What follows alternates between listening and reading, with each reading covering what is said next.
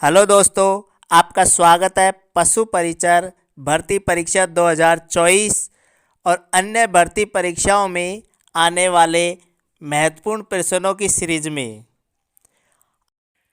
आज हमारी class number है 3, जिसमें टॉपिक चल रहा है मेवाड़ का इतिहास। मेवाड़ का इतिहास का आज पार्ट नंबर 3 है। अगर आपको क्लास पसंद आए तो क्लास को शेयर और सब्सक्राइब ज़रूर करें। तो चलिए आज की क्लास शुरू करते हैं। आज का पहला प्रश्न है। आज का हमारा प्रश्न नंबर 36 है। महाराणा संग्राम सिंह द्वितीय ने बांदनवाड़ा का युद्ध में किस मुगल सेनापति को पराजित किया था? महाराणा संग्राम सिंह द्वितीय ने बांदनवाड़ा का युद्ध में किस मुगल सेनापति को पराजित किया था?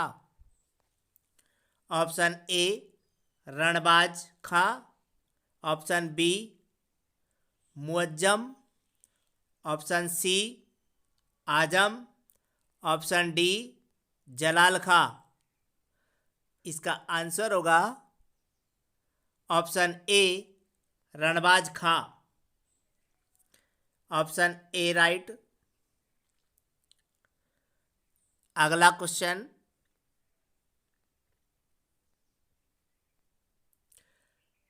प्रश्न नंबर 37। महाराणा राज सिंह प्रथम का शासनकाल था। तो महाराणा राज सिंह प्रथम है, उसका शासनकाल कब से कब तक रहा था? ऑप्शन ए 1628 से 1652, 1652 से 1680 ईस्वी, या 1680 से 1698, 1698 से 1710 ईस्वी। इसका आंसर होगा 1652 से 1680 ईस्वी। Option B right. इसका राइट उत्तर होगा ऑप्शन बी 1652 से 1680 ईस्वी। अगला नेक्स्ट प्रश्न,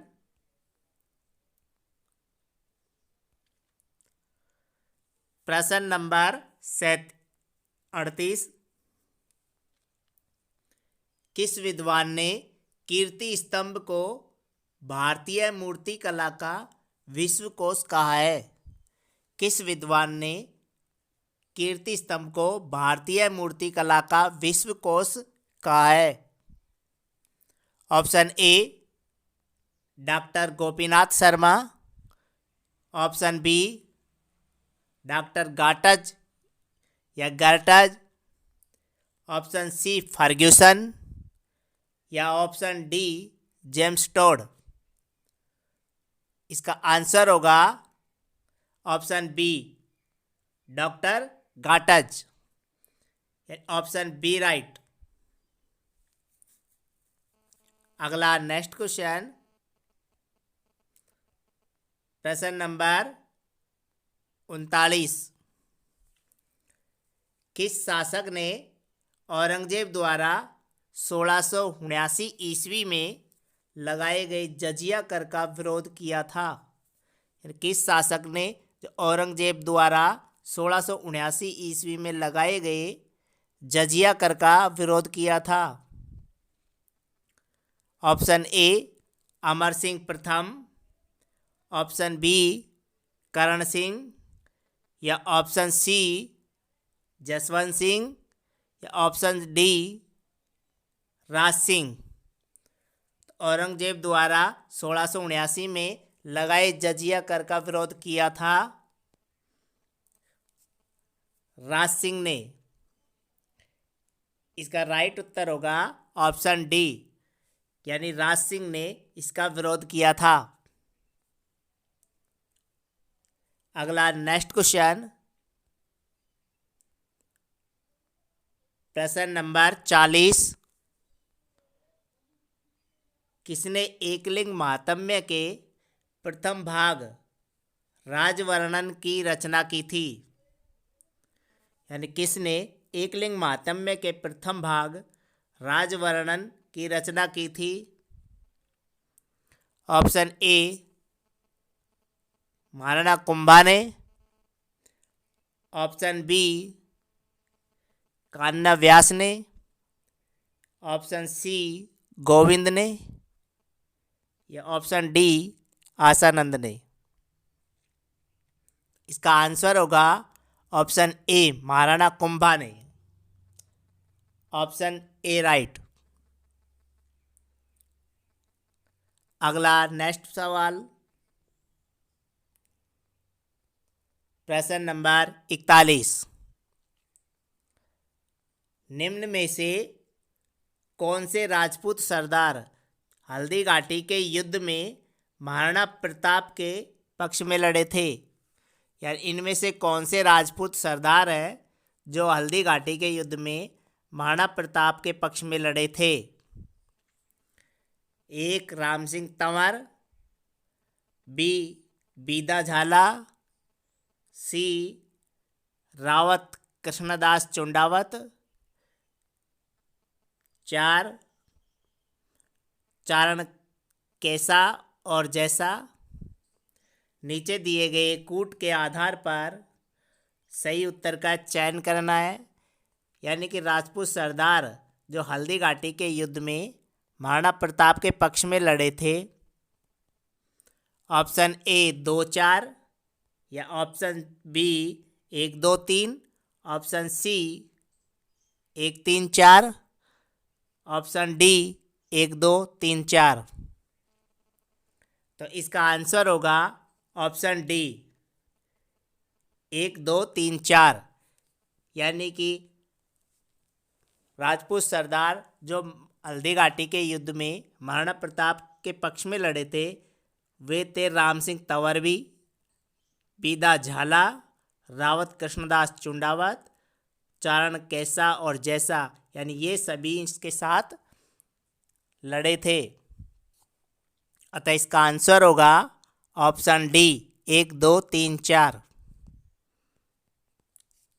अगला नेक्स्ट क्वेश्चन,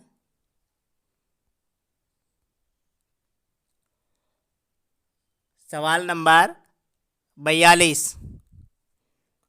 राज सिंह प्रशस्ति के रचयिता, या इनमें से राज सिंह प्रशस्ति के रचयिता कौन है? ऑप्शन ए कवि अत्रि भट्ट, सारंगधर, रणछोड़ भट्ट तैलंग, कृष्ण भट्ट। इसका आंसर होगा रणछोड़ भट्ट तैलंग, यानी option C right, Ranchhod Bhatt Tailang. जो राज प्रशस्ति के रचयिता है वह है रणछोड़ भट्ट तैलंग। अगला नेक्स्ट प्रश्न,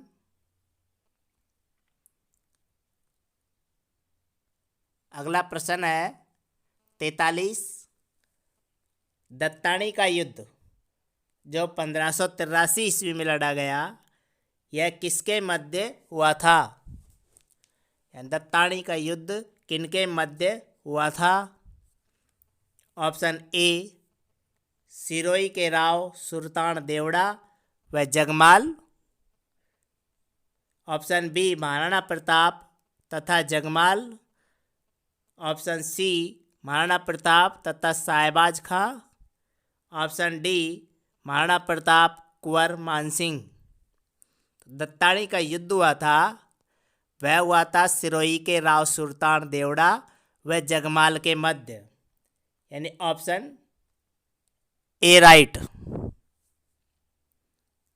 अगला प्रश्न, प्रश्न नंबर 44। किसको मेवाड़ का भीष्म पितामह कहा जाता है? यानी किसको मेवाड़ का भीष्म पितामह कहा जाता है? मोकल, लाखा, कुंवर रायमल या कुंवर चुंडा। तो मेवाड़ का भीष्म पितामह कहा जाता है कुंवर चुंडा को। Option D right. अगला नेक्स्ट प्रश्न, प्रश्न नंबर 45। हल्दीघाटी युद्ध के दौरान किसने अफवाह फैला दी कि बादशाह अकबर स्वयं शाही सेना लेकर युद्ध करने आ रहे हैं? जो हल्दीघाटी का युद्ध हुआ उसके दौरान यह अफवाह किसने फैलाई कि बादशाह अकबर शाही सेना लेकर स्वयं युद्ध में आ रहे हैं? Option A Badayuni, option B Asaf Khan, option C Mihtar Khan, option D Man Singh. तो यह अफवाह फैलाई थी मियत्तर खां ने, यानी ऑप्शन सी राइट। अगला नेक्स्ट प्रश्न, प्रश्न number 46।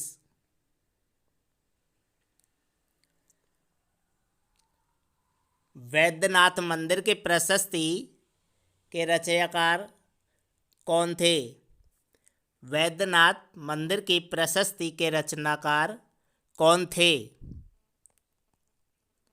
Option A Krishna Bhatt, option B Roop Bhatt, या option C Atri Bhatt, option D Ranchhod Bhatt Telang. तो वैद्यनाथ मंदिर के प्रशस्ति के रचनाकार थे रूप भट्ट, ऑप्शन बी राइट। अगला प्रश्न, प्रश्न नंबर 47। किस विद्वान ने कीर्ति स्तंभ को हिंदू देवी देवताओं से सजा हुआ एक व्यवस्थित म्यूजियम कहा है? यानी किस विद्वान ने कीर्ति स्तंभ को हिंदू देवी देवताओं से सजा हुआ एक व्यवस्थित म्यूजियम कहा है? Option A doctor Gopinath Sharma, option B Ferguson, option C Dasharath Sharma, option D R P. Tripathi. इसका आंसर होगा doctor Gopinath Sharma, option A right. अगला नेक्स्ट प्रश्न, प्रश्न नंबर 48। किस शासक ने हुरडा सम्मेलन जो भीलवाड़ा में हुआ था, हुरडा सम्मेलन उसकी अध्यक्षता की थी? किस शासक ने हुरडा सम्मेलन की अध्यक्षता की थी? Option A Sawai Jaisingh, option B Rao Chandrasen, option C Maharana Raj Singh, या ऑप्शन डी महाराणा जगत सिंह द्वितीय। हुरडा सम्मेलन की अध्यक्षता की थी महाराणा जगत सिंह द्वितीय ने, ऑप्शन बी राइट। इसकी अध्यक्षता महाराणा जगत सिंह द्वितीय ने की थी। अगला प्रश्न, प्रश्न नंबर 48-49। किस इतिहासकार ने हल्दीघाटी युद्ध को खमनौर का युद्ध कहा है? किस इतिहासकार ने हल्दीघाटी युद्ध को खमनौर का युद्ध कहा है? ऑप्शन ए बदायूनी ने, ऑप्शन बी अबुल फजल, या option C A L. Srivastava, option D James Tod ने। तो हल्दीघाटी के युद्ध को खमनौर का युद्ध कहा है अबुल फजल ने, ऑप्शन बी राइट। अगला नेक्स्ट प्रश्न, प्रश्न नंबर 50।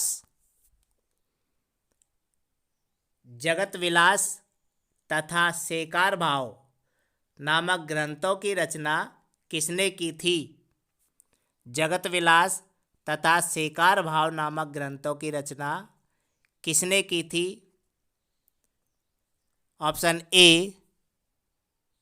कवि नेकराम ने, ऑप्शन बी महाराणा जगत सिंह द्वितीय ने, ऑप्शन सी हाया बारठ ने, या ऑप्शन डी कृष्ण भट्ट ने। तो जगत विलास शेकार भाव नामक ग्रंथों की रचना की थी कवि नेकराम ने। ऑप्शन ए राइट, कवि नेकराम। अगला नेक्स्ट प्रश्न, प्रश्न नंबर 51। मेवाड़ का पितृहंता शासक किसे कहा जाता है? Option A Uda, option B Raimal, option C Kumbha, option D Chacha व मेरा। मेवाड़ का पितृहंता शासक कहा जाता है उदा को। Option A right. अगला नेक्स्ट क्वेश्चन, अगला प्रश्न है 52 नंबर। किस विद्वान के अनुसार विजय स्तंभ केवल विजय स्मारक ही नहीं वरन हिंदू प्रतिमा शास्त्र की एक अनुपम निधि है? किस विद्वान के अनुसार विजय स्तंभ केवल विजय स्मारक ही नहीं वरन हिंदू प्रतिमा शास्त्र की एक अनुपम निधि है? Option A doctor R P. Vyas, option B doctor Gopinath Sharma, option C doctor Upendra Nath De, option D doctor Ojha. इसका आंसर होगा option A doctor R P. Vyas. Option A right. अगला नेक्स्ट प्रश्न, प्रश्न नंबर 53। अकबर द्वारा महाराणा प्रताप के विरुद्ध अंतिम सैनिक अभियान कब और किसके नेतृत्व में भेजा गया? अकबर द्वारा महाराणा प्रताप के विरुद्ध अंतिम सैनिक अभियान कब और किसके नेतृत्व में भेजा गया? ऑप्शन ए 1584 ईस्वी जगन्नाथ कछवा के, ऑप्शन बी 1584 ईस्वी आसफ खां के नेतृत्व में, ऑप्शन सी 1586 ईस्वी जलाल खां के नेतृत्व में, या ऑप्शन डी 1588 ईस्वी जगन्नाथ कछवा। इसका आंसर होगा ऑप्शन ए 1584 ईस्वी जगन्नाथ कछवा के नेतृत्व में। अगला नेक्स्ट प्रश्न, प्रश्न नंबर 54। अकबर द्वारा महाराणा प्रताप को मुगलों की अधीनता स्वीकार कराने हेतु भेजे गए 4 प्रस्तावों का क्रम बताइए। यानी जो अकबर द्वारा महाराणा प्रताप को मुगलों की जो अधीनता स्वीकार करने हेतु भेजे गए 4 प्रस्तावों का क्रम बताइए। Option A Kunwar Mansingh, Jalal Khan Korchi, Bhagwant Das, Raja Todarmal, option B Jalal Khan Korchi, Kunwar Mansingh, Bhagwant Das Todarmal, option C Raja Todarmal, Jalal Khan Korchi, Kunwar Man Singh और भगवान दास। ऑप्शन डी भगवान दास, जलाल खां कोरची, कुंवर मान सिंह और टोडरमल। तो अकबर द्वारा महाराणा प्रताप को मुगलों की अधीनता स्वीकार कराने हेतु जो 4 प्रस्ताव भेजे गए थे उनका सही क्रम है, सबसे पहले भेजा गया था जलाल खां कोरची को, उसके बाद मानसिंह को, कुंवर मानसिंह को, फिर उसके बाद भगवान दास को, उसके बाद राजा टोडरमल को। तो इसका राइट आंसर होगा ऑप्शन बी, जलाल खां कोरची, कुंवर मानसिंह, भगवान दास, राजा टोडरमल। अगला नेक्स्ट प्रश्न,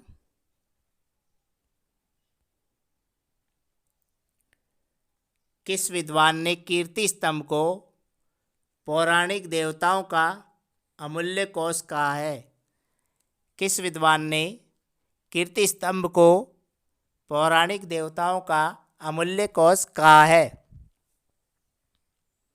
option A Gaurishankar Hirachand Ojha, option B Dasharath Sharma, option C Upendra Nath De, option D Ferguson. तो कीर्ति स्तंभ को पौराणिक देवताओं का अमूल्य कोष कहा है गौरीशंकर हीराचंद ओझा ने। Option A right. अगला नेक्स्ट प्रश्न, प्रश्न नंबर 56। नवंबर 1576 ईस्वी में अकबर ने उदयपुर जीतकर उसका नामकरण किस नाम से किया? या नवंबर 1576 ईस्वी में अकबर ने उदयपुर जीत लिया तो उसका नामकरण किस नाम से किया?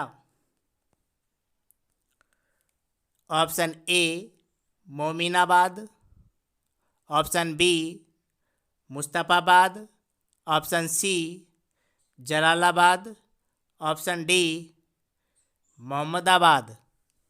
तो 1576 ईस्वी में अकबर ने उदयपुर को जीतकर उसका नाम रखा था मोहम्मदाबाद।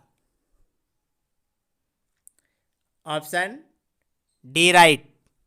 उदयपुर को जीतकर उसका नाम रखा था मोहम्मदाबाद। अगला नेक्स्ट प्रश्न, प्रश्न नंबर 57। देवमूर्ति प्रकरण, रूपावतार एवं वास्तुकार नामक ग्रंथों की रचना किसने की? देवमूर्ति प्रकरण, रूपावतार एवं वास्तुकार नामक ग्रंथों की रचना किसने की? Option A Atri Bhatt, option B Mahesh Bhatt, option C Mandan, option D Natha. इसका आंसर होगा मंडन, ऑप्शन सी राइट। अगला प्रश्न, प्रश्न नंबर 58। किस इतिहासकार ने दिवेर के युद्ध को मेवाड़ का मैराथन कहा है? जो दिवेर का युद्ध 1582 ईस्वी में हुआ था उसको मेवाड़ का मैराथन किसने कहा है? Option A colonel James Tod ने, option B Cunningham, option C L Srivastava, option D doctor Gopinath Sharma. इसका आंसर होगा colonel James Tod. Option A right. Diwer के युद्ध को मेवाड़ का मैराथन कहा है कर्नल जेम्स टोड ने। अगला नेक्स्ट प्रश्न, प्रश्न नंबर 59।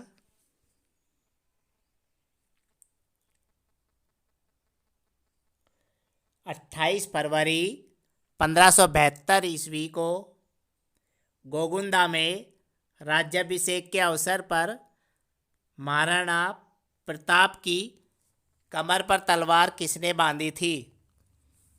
28 फरवरी 1572 ईस्वी को गोगुंदा में राज्याभिषेक के अवसर पर महाराणा प्रताप की कमर पर तलवार किसने बांधी थी?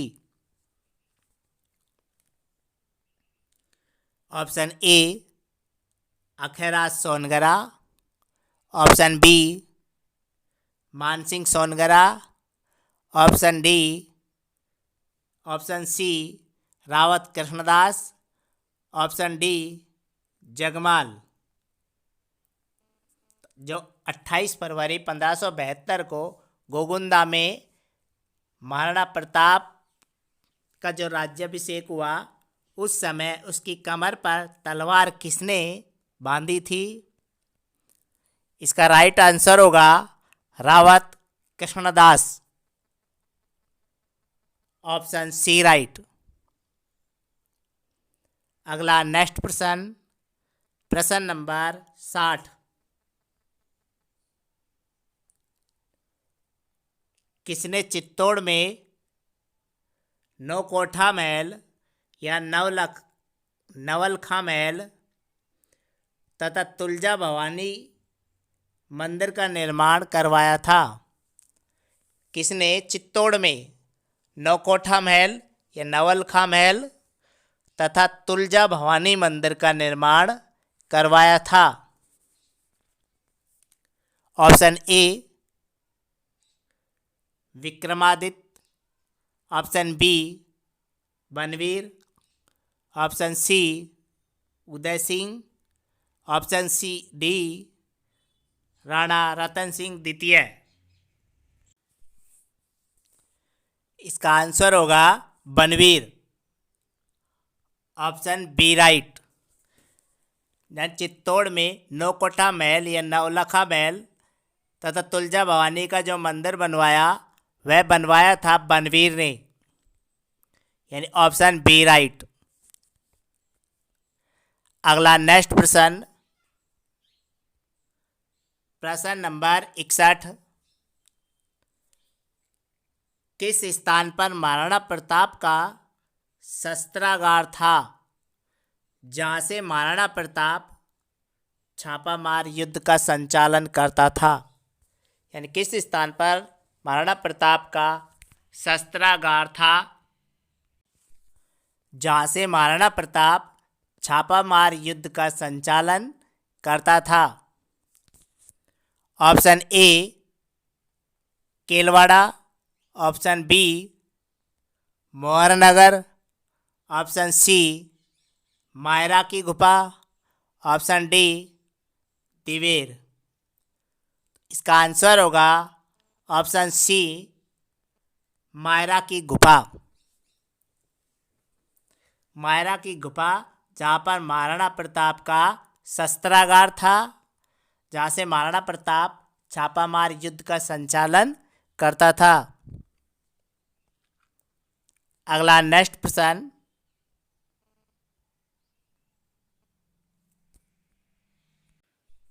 प्रश्न नंबर 62। निम्नलिखित में से किस राजपूत शासक ने विजय कटकातु की उपाधि धारण की थी? यानी किस राजपूत शासक ने विजय कटकातु की उपाधि धारण की थी? Option A Maharana Kumbha, option B Maharana Sanga, option C Maharana Jawan Singh, option D Maharana Raj Singh. विजय कटकातु की उपाधि धारण की थी महाराणा राज सिंह ने। Option D right. अगला नेक्स्ट प्रश्न,